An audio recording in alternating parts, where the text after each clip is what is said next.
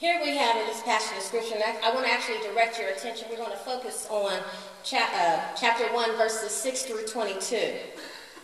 And here we have two women. We have Naomi and we have Ruth. Naomi, who is living in Moab, she's a foreigner.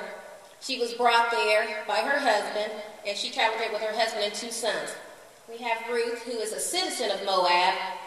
She was married to one of Naomi's husbands, and she died. So here we have 2 widows, both childless, and left to fend for themselves. What do you do when life as you once knew it is no longer?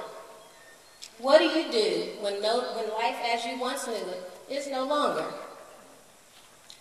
What do you do after a job loss? What do you do after a divorce? What do you do after a loved one has died? What do you do when your relationship goes belly up? What do you do? What do you do when you get demoted? What do you do when your job changes? What do you do when you suffer an illness or a loved one suffers an illness? What do you do when one of your children do something horrific? The name of this sermon this morning is called Naomi, Ruth, Starting Over. Here in verse 6 we find Naomi. She had heard that the Lord had came to the aid of his people. She had prior to her husband dying or her sons dying, they had traveled to Moab because there was a famine in their homeland. So here she is. Her husband has died, her 2 sons has died, and she's left with her 2 daughter-in-laws. But while she was in the field, she heard that the Lord had blessed the people by providing them food.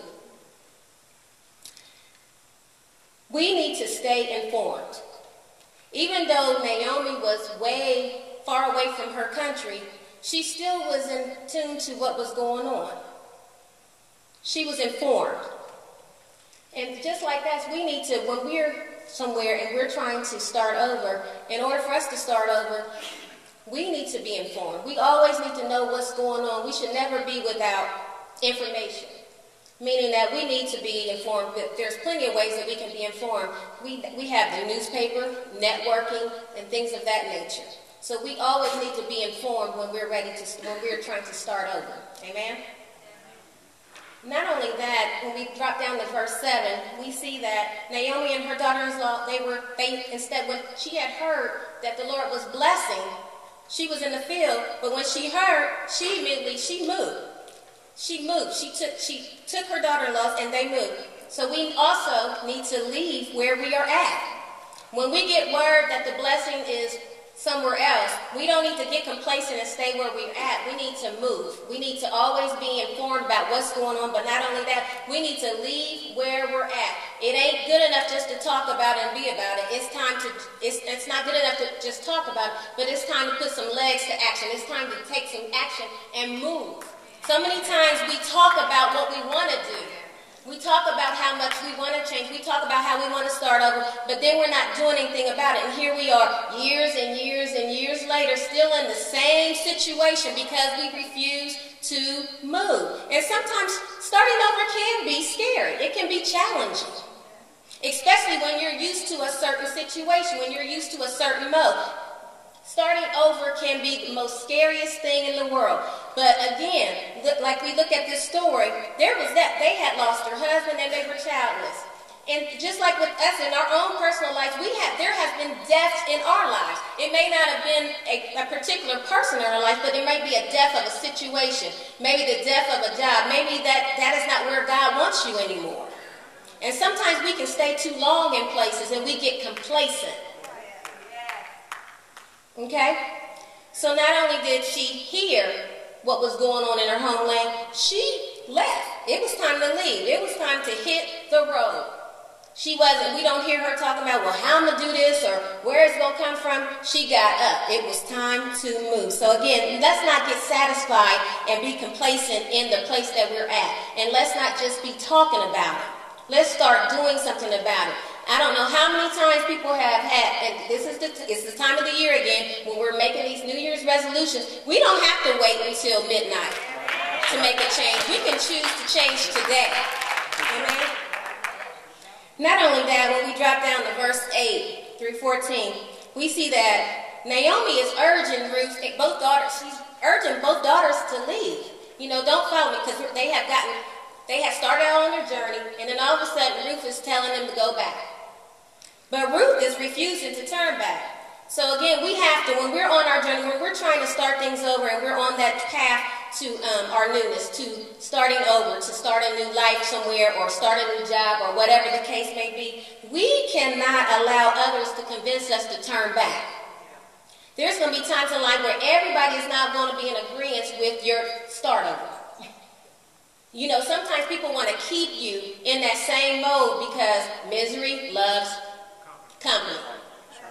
So sometimes, not sometimes, but most of the time, there's not always going to be a cheerleader camp that's going to edge you on, like, you go, girl, you do it, go ahead, or you go, boy, move, keep moving, or I'm glad for you that you're moving into something new. Sometimes when we will find out who is who in our camp when we're ready to do something new. When we're ready to do something that God has called us to do. It's all good when we was all in the mess with Him. But when you make a decision to do something different, you don't have that cheerleader camp. You don't have, those phone calls start tapering off. The visits start tapering off. It used to be a time where people would just flock at my house, but there's something about that connection with Jesus, it makes people flee like roaches. So again, we can't allow others to convince us to turn back. We can't allow others, we can't even allow their attitudes and things like that, because sometimes we want to hold on to these friendships because we've had them over 20 and 30 years that we don't want to upset somebody, so then we become stagnant in our journey because we're worrying about what other people are thinking. So again, we got to stay informed, we got to leave where we're at, and we can't allow others to convince us to turn back. So then we drop down to verse 14, 12 through 14, and we have to also remember we need to determine to continue even if it don't look favorable. Okay? Even when it doesn't look favorable. Naomi was telling her, you know, I'm too old, I don't have a husband, and even if I did have a husband, would you guys wait long enough to do this? We have to make sure that we are determined to move even if it doesn't look favorable. So then, verse 14, we find Orpah, she turned back, but Ruth clung. We have to keep going even when others turn back. So again, her other daughter-in-law, Orpah, she had went with them, but it didn't take much urging to get her to stop. She went on and turned around and she went on back home. But Ruth said, nah, I'm going to go, because Ruth was connecting with her future. And sometimes we have to cling to our future. Even when someone is trying to push us away, we got to keep going. And if we are, let's say we start, I remember when I started this path, my Christian journey, there was a lot of people around me at first. But then I seen that there were some people that dropped off for whatever reason. But I had to keep moving because there was something that God had for me to do, and there's something that God has for each of us to do. So I don't care if sister girlfriend decides, well, you know what, I ain't feeling this, I'm going to have to go ahead and turn around. You keep moving. I don't care if your homeboys give up, you keep moving. I don't care if mommy, daddy, sister, brother, cousin turn back, you keep moving. So press on, continue to even if you have to do it by yourself. And don't get caught up with what other people decide to do. Don't worry about the Orpahs in your life. You connect to your future. You hold on to that root. You hold on to your future, that hope, and keep moving forward. So then we drop down to verse 19 through 21, focusing on verse 21, where Naomi, they're coming into town. Her and Ruth have finally reached Bethlehem, and there's a stir going on. You know how that goes. Number one, Ruth was coming back.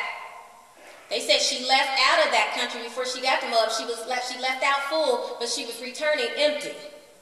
And then we have Ruth, who's a foreigner. So can you imagine the buzz that's going around in Bethlehem? Oh, here come Naomi. Oh, she ain't doing as good as she used to do. Who is this new girl she got with her? Who is this foreigner? And you know, sometimes we're guilty. We treat foreigners kind of crazy. especially at these restaurants. Sometimes we need to take time out and understand these women instead of just saying, why don't they go back to their own country? Because African Americans, we should be very humble in our experience, because there was a time when people wanted us to go back to our country, amen? So here are these two coming up on the scene. One, this is her homeland. The other one, this is new to her. And there's a stir going on. There's a buzz going on. And not only that, the question came about, is this Naomi? Someone said, is this Naomi? And Naomi's response was negative. Naomi was like, you know, don't call me Naomi. She even changed her name. Call me Mara. So she's coming back into this situation, and she kind of got the wrong, even though she's moving and trying to start over, she still has the wrong kind of attitude.